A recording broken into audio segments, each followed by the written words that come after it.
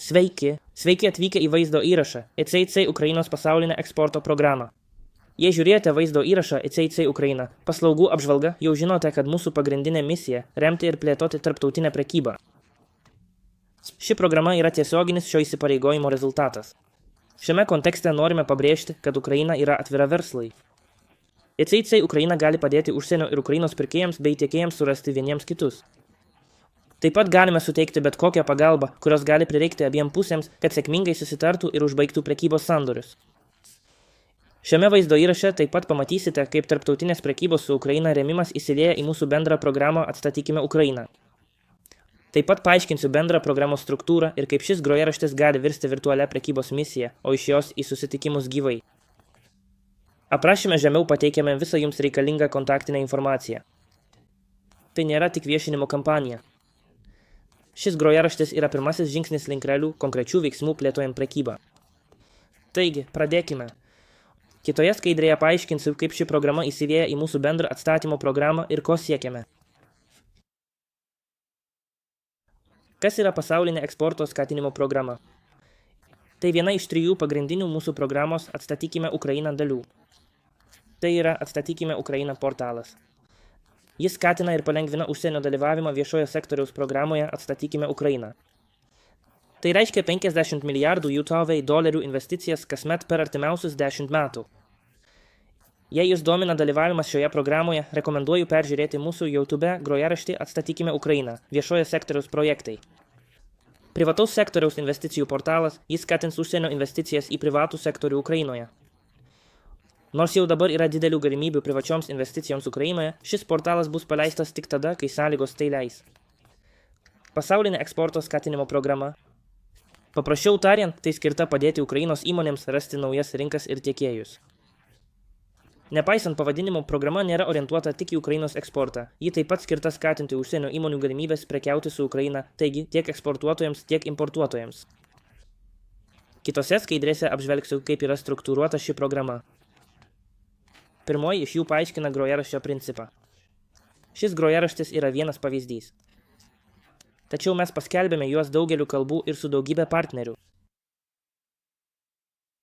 Pamatysite, kad pasaulinėje eksporto skatinimo programoje yra 3 pagrindiniai etapai.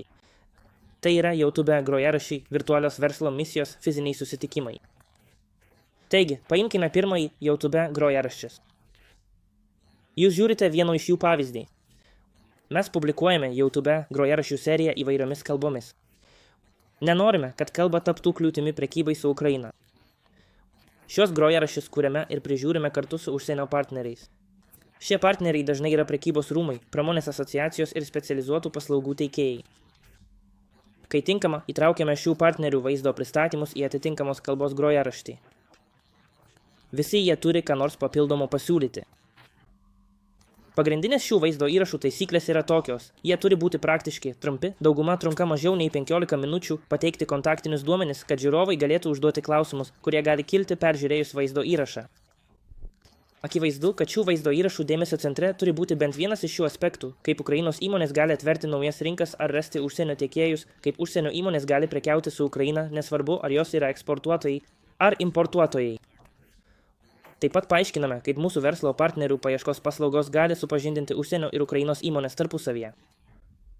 Taip pat siekiame paaiškinti ir pristatyti kitas pagalbos paslaugas, kurias teikia kitos organizacijos.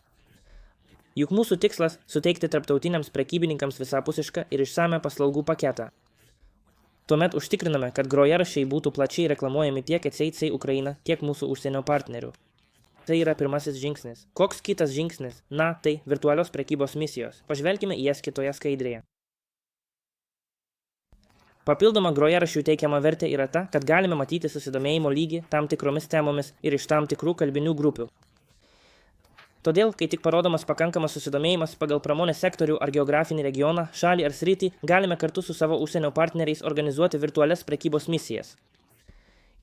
Pagrindinės šių virtualių prekybos misijų savybės yra šios – labai maža dalyvavimo kaina, didelis lankstumas dalyvių skaičiaus, struktūros ir turinio atžvilgių. Didžiausią dėmesį skiriame dialogui ir bendravimui. Visa kita informacija jau pateikta YouTube grojaraštyje. Užtikriname, kad visi būtini tolimesni ir palaikymo paslaugos būtų prieinamos. Tačiau, žinoma, ne viską galima atlikti internetu. Kartais būtina susitikti gyvai. Fiziniai susitikimai ir renginiai taip pat yra neatsiejama pasaulinės eksporto skatinimo programos dalis. Apie tai pakalbėsime kitame skaidrėje. Suprantame, kad susitikimai akis į akį dažnai yra būtinas sėkmingo tarptautinių prekybos susitarimų sudarimo elementas. Akivaizdu, kad esant dabartiniai situacijai, tai nėra taip lengva suorganizuoti, ypač kalbant apie fizinius renginius. Tačiau individualius susitikimus akis į akį galima suorganizuoti su mumis, pagalbos paslaugų teikėjais ir potencialiais partneriais. Jei norėtumėte, kad suorganizuotume kokius nors susitikimus, susisiekite su mumis tiesiogiai. Mūsų kontaktinius duomenis rasite žemiau. Padarysime viską, kas įmanoma, kad atitiktume jūsų poreikius. Gerai, jau beveik baigėme šį vaizdo įrašą. Apibendrindami tai, ką pristatėme, norėtume pabrėžti 3 pagrindinės žinutės.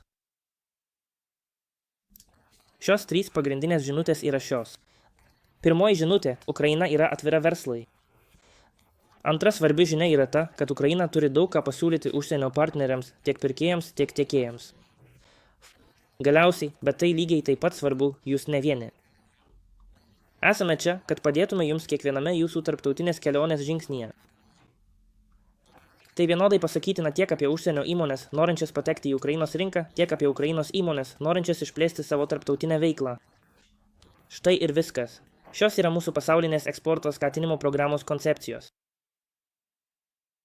Na, ačiū, kad žiūrėjote šį vaizdo įrašą apie CIC pasaulinę eksporto skatinimo programą. Tikiuosi, kad dabar aiškiai suprantate šią programą ir kaip galime jums padėti rasti naujas rinkas bei tiekėjus.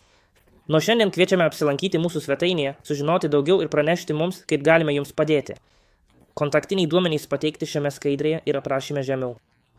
Jei ši informacija jums buvo naudinga, labai padėtumėte mums paspausdami patinka mygtuką ir užsiprenumeruodami mūsų kanalą, kad gautumėte naujienas. Taip pat pasidalykite šiuo vaizdo įrašu ir grojaraščiu su savo verslo kontaktais. Būtume jums labai dėkingi. Be to, kuo labiau matysime, kad šis grojaraštis įdomus Ukrainos ir užsienio įmonėms, tuo greičiau galėsime organizuoti virtualią prekybą. Svarbiausia, prisiminkite, kad CIC Ukraina ir mūsų partneriai yra čia, kad jums padėtų. Mano vardas Oleksijus Kožanovas. Kartu galime sukurti geresnę ateitį. Laukiu jūsų žinių. Dar kartą dėkoju už jūsų dėmesį ir susidomėjimą.